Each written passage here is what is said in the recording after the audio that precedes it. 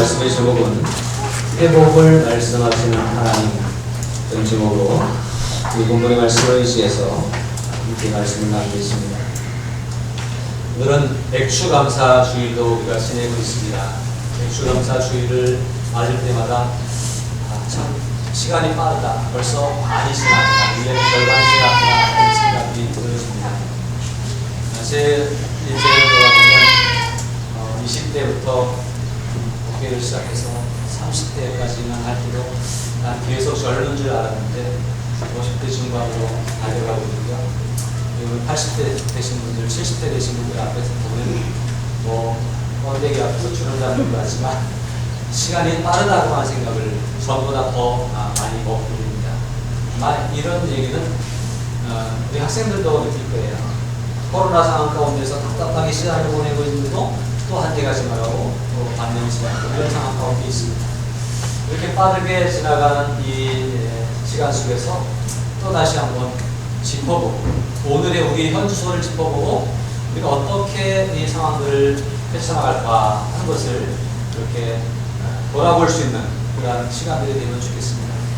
맥주감사주일입니다. 맥주감사주일은요, 성경에 출애굽기 23장 16절에 맥주절을 지키라. 이는 내가 수고하여 밭에 뿌린 것에 첫 열매를 거둠이라 하고, 첫 열매를 거둔 것, 처음부터 감사하라. 그런 의미로 맥주절에 대한 명령을 우리 하나님께서 해 주셨습니다. 또 신명기 16장 10절에서는 뭐라고 했냐면 내 하나님 여호와 앞에 7절을 지키래. 77절이라고 하는 얘기가 맥주절이라고 하는 같은 날이에요. 근데 맥주절은 이제 보리를 추수해서 드리는 감사하는 절기로 그렇게 맥주절이고, 77절은 낯을 되기 시작한 때부터 7주를 계산해서 한 주가 7일이잖아요. 근데 그것을 7주를 계산해서 49일인데 그때쯤 하나님께 감사해야 된다 라고 이렇게 해서 77절을 지키되 내 하나님 여호와께서 내게 복을 주신 대로 내 힘을 헤아려 자원한 예물을 드리고, 하나님이 복을 주신 대로 내 형편을 헤아려서 억지로가 아닌 자원하는 마음으로 이제 감사해야 된다라고 이렇게 말씀을 하고 있습니다. 그러므로 처음 것부터 드리라라고 하는 그 의미, 그리고 내 형편대로 드리라고 하는 그 말씀, 자원함으로 드리라고 하는 이 말씀들을 잘 종합해서 오늘 우리의 삶이 날마다 주님 앞에 자원함으로 형편을 따라서 늘 감사를 잊지 않는 그러한 삶이 될 수 있어야 하겠다, 그런 생각을 해보게 됩니다. 맥주절에 감사같이 처음부터 감사할 줄 아는 사람이 나중까지 감사할 줄 아는 거예요. 처음에 나중에 해야지, 나중에 되면 또 나중에 하는 거예요. 그렇게 하지 않고 처음부터 작정하고 감사할 수 있는 그런 마음들이 우리에게 있길 바라고요. 우리 여기에 주일 학생들도 있고 또 중고등학생도 있고 청년들도 있는데, 젊을 때 어릴 때부터 하나님 앞에 내 삶을 드리겠다고 결단하고 작정한 사람은 쭉 드릴 수 있고, 그런데 나중에 잘해야지 그런 사람은 자꾸 해이해지고 떠나가는 일도 생기더라고요. 주일 학교를 잘 다녔는데 작정 하지 않으니까 중고등학교 가니까 흔들리고, 중고등학교 때 열심히 했는데 작정하고 결단하지 않으니까 또 대학 청년부 때 또 흔들리고, 또 사회생활은 흔들리는 그런 일들이 많아요.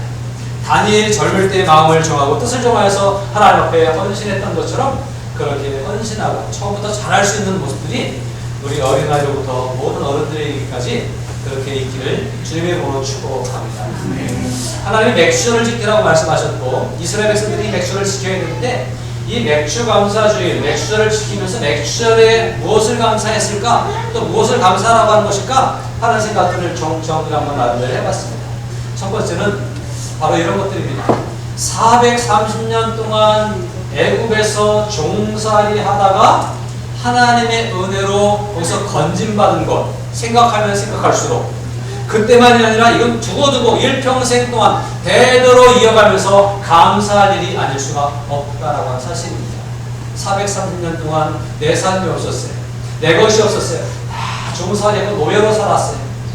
나중에 가서는 어떻게 됐어요? 아들을 낳으면 죽여라. 그리고 막 노동을 시키고 막 민족 말살을 시키려고 그렇게 했던 상황 가운데 있었지만 하나님의 은혜로 건진받게 됐어요. 그래서 살게 되었고, 그래서 민족을 유지할 수가 있게 되었고, 하나님 백성으로 지속적으로 살아갈 수 있게 된 것, 감사할 일이 아닐 수 없습니다. 오늘 저와 여러분들이 주의 가운데서 건진받고 하나님의 자녀로 살아가는 것, 오늘도 하나님의 자녀로 살아가고 있고 앞으로도 하나님이 우리에게 복 주셔서 더 영광 돌리는 사람으로 하나님의 일부도로 세워가실 것을 생각하면서 감사하고 또 감사할 수 있는 하나님의 자녀 되는 것에 대해 감사할 수 있는 우리 모두가 됐으면 좋겠습니다. 또 어떤 것을 감사했을까요? 이제 건진받았습니다. 그런데 그들이 또 통과해야 될 일들이 있었어요. 40년이라고 하는 세월 동안 광야에서 시험과 연단을 통해서 그 모진 고난을 겪으면서 광야의 길을 걸어가야 했는데 그 광야의 길을 걸어가는 동안 구름 기둥과 불 기둥으로 지켜주시고 그 옷이 헤어지지 않냐고 신발이 닳지 않도록 날마다 아침마다 만나를 내려주시고 때를 따라 메추라기를 주시면서 먹이고 입히고 재우시고 또 신기고 돌보시면서 함께 해주신 고난과 역경을 잘 지나가게 하신 은혜로우신 주님 앞에 감사해야 될 것입니다. 한 해의 중간에 서 있습니다. 생각해보면 이 코로나 현실 속에서 우리가 보호를 받고 이렇게 있다고 하는 건 참 은혜로운 일이고 감사한 일입니다. 어떤 분들은 아주 위험한 일도 있었습니다. 그런데도 하나님이 지켜주셨고 보호해 주셨습니다. 그러니 그것들이 날마다 감사하고 또 감사해야 될 일이 아닐 수 없지 않습니까? 그러므로 감사해야 되는 것입니다. 또 한 가지는 가나안 땅에 정착해서 새 삶을 시작하게 된 것이 감사한 일이에요. 말씀드린 것처럼 애굽에 있을 때 종으로 살았습니다. 내 것이 아니에요. 광야를 지나는 동안 하나님의 은혜로 하루하루 매 순간순간 살았지만 내 것이 아무것도 없었습니다. 그런데 이제 가나안 땅에 정착해서 내 땅을 가지고 내 집을 가지게 됐어요. 내가 소출을 얻게 됐어요. 비록 처음 농사가 시원치 않았을지 몰라요. 그러나 내가 소출을 내 곡식 창고에다 내 것을 쌓을 수 있는 이 놀라운 일이 생겼다는 거예요. 빈손으로 와서 빈손으로 가는 분들이 인생 가운데 오늘 우리 주머니에 그래도 먹고 산다는 것들이 있고 오늘 우리가 또 남을 도울 수 있을 만한 그러한 여유가 우리 가운데 있고 이게 얼마나 큰 은혜입니까? 이것에 대해서 감사하고 또 감사할 수 있는 그런 우리들의 삶이 되었으면 좋겠습니다. 그래서 이것을 보면서 이 맥추절의 의미를 또 다른 말로 하면 맥추절이 가지고 있는 영적인 의미는 희망의 새 출발이 아닙니다. 종으로 살다가 자유인으로 살아가는 문턱에서 또 이 떠돌이로 살다가 정착해서 살아가는 그런 본토인이 된 그러한 은혜와 축복 가운데에서 하나님의 은혜 가운데 지나온 모든 일들을 잘 청산하고 새로운 삶을 살아갈 수 있는 희망을 노래하는 그 절기가 바로 이 맥추절이 아닌가 하는 생각을 해봅니다. 오늘 여러분들 영적으로 그런 생각을 해서 내가 오늘 맥추 감사주일을 맞이해서 하나님께 감사하면서 또 다시 한번 결단하고 작정하고 새롭게 살기를 다짐하는 그러한 시간이 되었으면 좋겠습니다. 아멘. 여기까지도 잘 오셨습니다. 수고하셨습니다. 믿음으로 잘 견디셨고요. 믿음으로 잘 이기셨어요. 하나님의 은혜가 있었지만 우리가 또 믿음으로 따라왔기 때문에 여기까지 온 것이에요. 그러나 여기까지도 잘 왔지만 앞으로도 다시 한번 결단하고 작정하면서 더욱더 하나님께로 가까이 갈 수 있기를 결단하는 그러한 우리들이 됐으면 좋겠습니다. 아멘. 오늘 우리가 에스겔 37장 11절부터 14절을 읽었어요. 그런데 그 앞에 1절부터 10절에 있는 말씀까지 함께 보면서 에스겔이 본 이 환상의 사건 속에서 환상 속에서 하나님이 우리에게 보여주시는 새 출발의 의미가 무엇이고 하나님은 우리에게 어떻게 회복을 말씀해 주시는지 하는 것들을 우리가 생각해 봤으면 좋겠습니다. 특별히 코로나 전국을 맞이해서 우리가 얼마나 어려운 상황 가운데 있습니까? 이제 끝나나 저제 끝나나 그러면서 시간을 보내고 있는데 계속 되고 있고 지금도 아직 여유롭진 않아요. 거리두기가 좀 완화돼서 조금 우리가 자유로워지긴 했어요. 이제는 5명, 6명 모여다녀도 누가 뭐라 그러진 않아요. 전에는 코로나가 무서운 게 아니라 눈치가 무섭고 사람들이 뭐라 그럴까봐 그게 두려웠었는데 이제 그것은 조금 이제 완화가 되긴 했어요. 그런데 계속해서 확산이 이러고 변이가 발생하고 무슨 데일타 변이가 이해하기도 어려운 일들이 자꾸 생기고 있어요. 그렇지만 이러한 가운데서도 하나님은 우리에게 회복의 역사를 허락해 주실 줄을 믿는 믿음으로 먼저 우리들의 믿음이 회복되고 믿음 안에서 우리의 삶이 회복되는 놀라운 일을 경험할 수 있기를 바랍니다. 에스겔이 환상을 봅니다. 에스겔 37장 1절에 보면 하나님이 그를 이끌어서 환상 가운데로 인도하시는데 여호와께서 권능으로 내게 임재하시고 그의 영으로 나를 데리고 가서 골짜기 가운데 두셨는데 거기에 뼈가 가득하다. 하나님이 환상 가운데 에스겔을 골짜기로 인도하시는데 그 골짜기 안에 뼈가 질비한데 끔찍하지 않습니까? 무슨 뭐 골짜기 안에 갔더니 나물이 많더라, 꽃이 화려하다, 이러면 얼마나 행복해요. 근데 뼈가 막 질비하고 뼈가 나는 건데 이게 몇 명이 죽은 건지도 모르겠어요. 끔찍하죠. 생각만 해도 끔찍하잖아요. 그런데 2절에 보니까 나를 그 뼈 사방으로 지나가게 하시기로 자세히 본즉 그 골짜기 지면에 뼈가 심이 많아, 아주 많다고 그랬어요. 언제 죽었는지 모르게.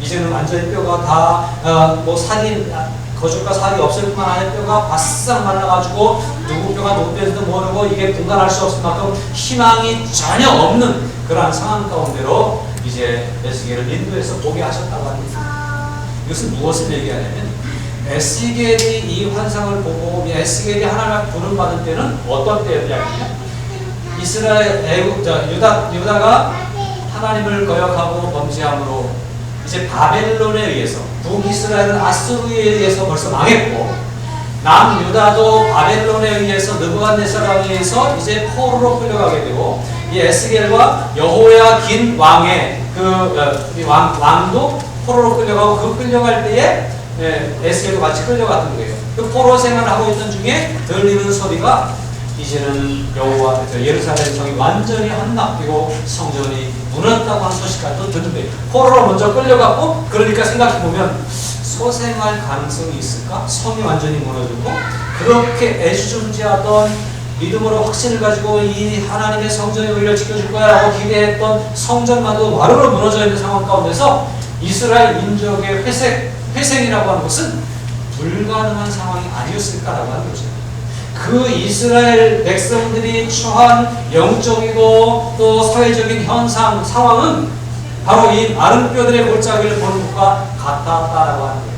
그래서 에스겔에게 하나님은 이 환상을 보여주면서 지금 너희들이 처한 상황이 이런 상황이다라고 하는 것을 보여주시는 겁니다.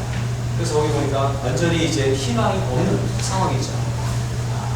그때에 하나님은 그것을 다 보여주시고 질문을 하십니다. 그리고 에스겔은 3절에서 이렇게 대답합니다. 하나님의 질문을 보실까요? 그가 내게 이르시되 인자야 이 뼈들이 능히 살 수 있겠느냐라고 하는 질문을 하십니다. 그 뼈들이 뭐예요? 뼈가 골짜기에 산더미처럼 쌓였는데 이 뼈들이 아주 많았고 심이 말랐어요. 이걸 보면서 살 수 있다고 하는 희망을 볼 수 있어요? 살겠어요? 못 살겠어요? 이 질문은 이것이 살 수가 있다는 얘기 없다는 얘기예요. 살 수 없다고 하는 얘기 아니겠어요? 상황을 보면, 현실을 보면 살 수 없을 것 같습니다. 이스라엘이 당시에 처해져 있던 상황이 정치적인 상황이 그랬고 종교적인 상황이 그랬는지도 몰라요. 그런데 오늘 저와 여러분들이 우리가 처해져 있는 이 상황은 어떠합니까? 코로나라고 하는 이 팬데믹 상황에서 우리가 희망이 있을까라는 생각을 해보는 것 같아요. 특별히 한국교회는 왜 이렇게 되었을까요? 한국교회 예배가 온전히 회복될 수 있을까요? 지금 이제 우리는 지방은 50%, 수도권은 30%까지 예배를 드릴 수 있어요. 벌써 1년 반 넘게 교회를 가고 싶어도 못 가는 사람들이 너무나 많은 거예요. 그래서 너무 애타지만 교회를 못 가는 상황이 계속되고 있어요. 또 그러다 보니까 안 가도 되나 보다 그렇게 익숙해져 버린 사람들, 그냥 교회를 떨어져 나간 사람들도 적지 않게 있는 것 같아요. 미래를 예측하는 사람들이 코로나가 다 끝나도 적어도 30% 이상은 돌아오지 않을 것 같다라고 하는 예측을 하기도 합니다. 이런 현실 가운데 있습니다. 우리 현실 어떻습니까? 교제가 이루어지지 않고 있습니다. 교회에서 밥을 해먹을 수 있을까요? 교회에서 밥을 안 먹은 지 1년 반이 됐습니다. 밥 먹는 게 중요하진 않죠. 예배가 중요하죠. 그리고 밥을 먹고 교제하고 프로그램을 하고 또 이렇게 목사 예배도 드리고 얼마나 좋았어요 그때가 그립지만 어쩌면 이것이 익숙해져서 밥하기 귀찮은데 이제 하지 마지 뭐 안 해도 잘 살았는데 이렇게 될까봐 걱정이 돼요. 혹시 여러분 그렇습니까? 우리 여신도에 이게 오늘 한국교회 현실입니다. 요거 보니까 시간이 흘러가면 갈수록 이 뼈가 바싹바싹 말라가는 것이고 다시 회복되기가 불가능한 것처럼 보여지는 현실 속에 있다라고 하는 얘기예요. 그러면서 주님은 우리에게 오늘 말씀하십니다.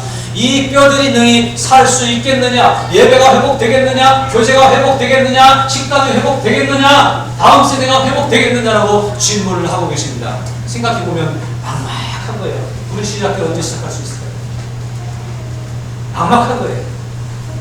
그런데 에스겔은요, 그 현실을 보면서 아주 명언 중에 명언입니다. 무슨 귀하다라는 생각을. 이 상황을 보면 이게 살아난다는 것은 상상도 생각도 할 수 없는 현실이에요. 이성적으로 판단해 보면 안 될 것 같고 불가능한 것이에요. 그런데 에스겔은 이렇게 대답하고 있다고 하는 사실이에요.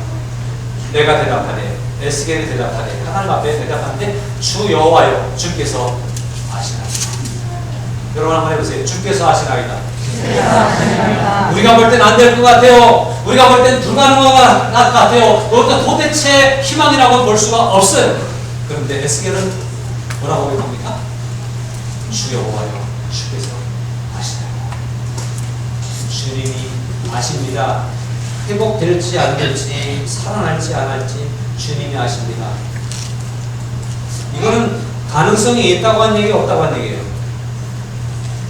되긴 뭘 됩니까? 살긴 뭘 삽니까? 이렇게 얘기하지 않고 주님이 아십니다 라고 말할 때 이 속에서는 주님이 하시면 하시는 거죠. 안 되는 일이에요. 인간은 볼 때 불가능한 일이에요. 이젠 끝났어요. 그런데 에스겔은 믿음 가운데서 주님이 하시면 하시는 겁니다. 이런 고백을 했어요. 오늘 저와 여러분의 삶 가운데 힘들고 어려운 일들이 없지 않습니다. 불가능한 일이 너무나 많이 쌓여져 있습니다. 그런데 주님이 하시면 하시는 줄로 믿습니다. 이게 우리들의 믿음이에요. 에스겔에게 오늘 그 한상을 보여주시고 이런 질문을 던지시고 이런 대답을 들으시는 하나님은 오늘 저와 여러분들에게 에스겔이 가지고 있었던 그 믿음을 회복하기를 원하셔서 이 말씀을 주셨다고 하는 사실입니다. 여러분의 일상 속에서 주님이 하시면 하십니다라고 고백할 수 있기를 축복합니다. 사무엘상 2장 6절 7절에 보니까 한나가 기도하면서 이렇게 고백합니다. 여호와는 죽이기도 하시고 살리기도 하십니다. 수월에 내리기도 하시고 거기에서 올리기도 하시는 것. 여호와는 가난하게도 하시고 부하게도 하시며 낮추기도 하시고 높이기도 하시는 것. 그래서 쭉 계속 하나님이 하시는 일들을 고백합니다. 한나는 지금 아들이 없어가지고 천대받고 있고 아들 하나가 있으면 좋겠다고 간절히 바라는데 하나님이 하실 것을 기대하면서 기도하고 있는 하나님이 하시면 하십니다 라고 고백을 하고 있는 거예요. 오늘 우리의 삶 가운데 공부하는 일에도 하나님이 하시면 하십니다 라고 고백할 수 있길 바랍니다. 시험을 치러야 돼. 내일부터 시험을 치러야 되는 학생들이 있어요. 또 시험을 치는 학생들이 있어요. 내가 시험을 쳐보니까 내 머리는 돌이 하나 안 될 것 같아. 그렇게 생각하지 마시고요. 하나님이 하시면 하신다고 고백하시기 바랍니다. 내일부터 시험을 치르십니까? 시험이 좀 부족하고 답답하고 이거 어떻게 감당하기 어려울 것 같습니까? 그런데 하나님이 하시면 하신다고 고백했으면 좋겠습니다. 하나님이 하시면 하시는 거예요. 직장생활이 막막하십니까? 사업이 막막하십니까? 복수 났다 이렇게 걱정되십니까? 하나님이 하시면 하신다고 고백할 수 있길 바랍니다. 이제까지도 하나님이 그렇게 하셨고요. 앞으로도 그렇게 하실 것입니다. 오늘 우리에게 이런 믿음이 필요한 거예요. 하나님이 하시면 한다는 거예요. 주께서 하시나이다. 주님이 하시면 하시는 겁니다. 고백하는 믿음 속에서 하나님은 역사해 주십니다. 하나님은 이 고백을 들으시고 기뻐하셨습니다. 그리고 이렇게 말씀하십니다. 4절입니다. 또 내게 이르시되 너는 이 모든 뼈에게 대언하여 이르기를 너희 마른 뼈들아 여호와의 말씀을 들을지어다. 이게 살까 왔을까? 앞만 봐도 죽을 것 같은데 죽을 것 같은 뼈들이 하나님이 하시면 살게 되는데 하나님의 역사가 언제 일어나냐? 하나님의 말씀이 선포될 때 그들이 하나님의 말씀을 듣고 순종할 때 그 마른 뼈들이라도 불가능할 것 같지만 살아나는 역사가 있을 것이라고 하는 사실이에요. 말씀으로 천지를 창조하지 않으셨습니까? 죽은 것 같은 마른 뼈들에게 하나님 말씀하실 때 말씀을 들으면 그 뼈들도 살아나는 거예요. 에스겔은 이 말씀을 듣고 여호와의 말씀을 그 뼈들을 향해서 선포합니다. 그런데 그 뼈들이 덜그덕 하더니 형체를 갖추고 일어서는 살이 붙는 거예요. 믿어지십니까? 안 믿어질 것 같은데, 믿을 수 없는 일이 말씀이 선포될 때 말씀 안에서 이루어졌다고 하는 사실이에요. 물론 이것은 에스겔이 본 환상 가운데 있었던 일이에요. 현실은 아니었어요. 그런데 이 환상이 주는 의미는 환상에서만이 아니라 현실 가운데서도 이와 같은 일들이 일어날 수 있다고 하는 것을 보여주시는 것이에요. 그렇다고 해서 공동묘지 가서 말씀을 막 선포하고 일어나라고 그러지 마시기 바랍니다. 하나님이 하셔야 하는 거거든요. 하나님이 하셔야 하는 거예요. 하나님이 하시는 할 줄로 믿는 에스겔은 하나님 말씀을 들을 때에 선포가 됐던 거예요. 바른 뼈들에게 선포할 수 있었던 거예요. 오늘 우리가 살아가는 이 땅에 살아있는 것 같으나 마른 뼈들 같은 영혼들이 얼마나 많습니까? 날마다 옆에 누워 같이 사는 남편이 마른 뼈 같은 존재인 것을 아십니까? 네? 살아있다고 막 움직이고 활동하고 막 자기 힘을 과시하는 많은 사람들이 살아있는 것 같으나 사실은 마른 뼈 같은 존재들임을 아십니까? 그런데 그들에게도 하나님이 하시면 되는 줄로 믿습니다. 네. 어떻게 해야 될까요? 안 돼요. 안 들어요. 기가 막혔어요. 그래도 하나님은 우리에게 말씀을 선포하라고 하십니다. 듣든지 안 듣든지 말씀을 선포하라는 거예요. 어느 날 마른 뼈 같은 그 영혼이 저벅저벅 걸어서 예배당에 나와 예배드리는 그날이 오게 될 줄로 기대하면서 말씀을 선포하시기를 바랍니다. 어쩌면 우리의 인생도 너무나 이 세상에서 사람을 절박한 가운데 피폐해져서 마른 뼈와 같은 심정으로 살아가고 있는 오늘일지도 모릅니다. 답답하지 않으십니까? 힘들지 않으십니까? 그러나 주의 말씀이 우리 가운데 선포되는 것을 아멘으로 믿고 그 말씀을 적용할 때에 우리에게도 살아나는 역사가 일어날 줄로 믿습니다. 하나님의 말씀은 살아있고 활동력이 있어 좌우의 날선 어떤 것보다도 예리하여 혼과 영과 및 관절과 골수를 찔러 쪼개기까지 하며 또 마음의 생각과 뜻을 판단한다고 히브리서 4장 10절은 말씀하고 있습니다. 하나님의 말씀에는 능력이 있습니다. 우리의 이성과 상식을 초월한 능력이 하나님의 말씀 가운데 있습니다. 그 말씀을 믿고 아멘하며 그 말씀을 마음에 새기고 순종하고 그 말씀을 선포하는 가운데 하나님이 하시는 일을 볼 수 있는 저와 여러분들이 될 수 있길 바랍니다.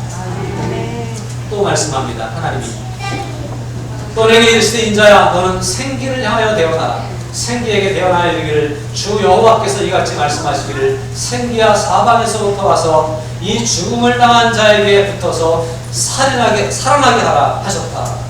생기를 명하여 생기가 이 죽음과 같은 이 몸뚱이에 들어가서 이 영혼들을 살아나게 하라는 거예요. 하나님이 천지를 창조할 때 사람을 흙으로 만드시고 이 죽음과 같은 흙덩어리 인간에게 생기를 불어넣으셔서 생명이 되게 하신 줄로 믿습니다. 그와 같이 생기는 하나님의 생명인데 그것은 오늘로 말하면 성령에 충만한 거예요. 말씀을 듣고 순종하는 이가 살아날 것입니다. 그리고 거기에 성령이 더해지면 폭발적으로 부흥하고 일어나게 될 줄로 믿습니다. 성령의 충만함을 기대하며 살아가는 저와 여러분들이 될 수 있길 바랍니다. 10절도 같은 말씀을 합니다. 이에 내가 그 명령대로 대언하였더니 하나님이 생기에게 명령하라 해서 이 에스겔이 생기에게 이 말은 이게 뭐죠? 일어나는데 아직 안 움직이고 살아있지 못한 거예요. 거기에 들어갔어요. 생기가 그들에게 들어가니까 그들이 살아 움직이는데 뭐가 됐어요? 큰 군대와 같이 됐어요. 큰 군대라고 하는 얘기는 힘있게 됐다고 하는 얘기예요. 사람이 많기 때문에 큰 군대가 아니에요. 많은 뼈들이 일어나가지고 그냥 군대처럼 형체만 갖추고 있으면 군대가 아니죠. 움직일 수 있고 정말 싸워 이길 수 있는 힘이죠. 교인이 많다고 큰 군대가 아니에요. 그들이 성령 충만함으로 살아 움직이고 역사해야 큰 군대가 됩니다. 그런데 생기를 명했더니 생기가 들어오게 되었고 성령 충만을 받게 되더니 큰 군대를 이루었다고 하는 사실입니다. 이와 같은 일들이 오늘 저와 여러분의 삶 가운데도 있을 줄로 믿고 기대하면서 오늘을 살아가고 말씀을 선포하고 말씀에 아멘하고 또 성령의 충만을 기대하고 소망하면서 이렇게 하나님의 역사를 이뤘는데 이 환상을 보여주신 하나님께서 큰 군대를 이루는 것 같이 보게 하셨는데 이 환상을 이루신 하나님께서 이 환상에 대해 설명을 11절부터 14절 오늘 읽은 본문의 말씀에서 해주신 거예요. 그런데 11절에 이렇게 말씀합니다. 또 내게 이르시되 인자야 이 뼈들은 이스라엘 족속이다. 아까 제가 말씀드렸죠. 이스라엘 현 상황이 이 뼈들 마른 뼈들처럼 희망이 불가능해 보이는 현실 속에 있는 거예요. 이미 포로로 생활하고 있고 다 끌려가고 흩어졌고 이제 예루살렘의 근본이 되는 이 이스라엘을 지탱하는 근간이 되는 예루살렘 성전까지 다 무너져 있어서 절박한 상황이었습니다. 절망적인 상황입니다. 그런데 그 상황 가운데 이 환상을 보여주셨는데 이 환상을 보여주시면서 이 뼈들은 이스라엘 족속이다. 그들이 이스라엘 족속들이 이 뼈들처럼 뭐라고 고백하고 있어요? 이르기를 우리의 뼈들이 말랐고 우리의 소망이 없어졌으니 우리는 다 멸절되었다 합니다.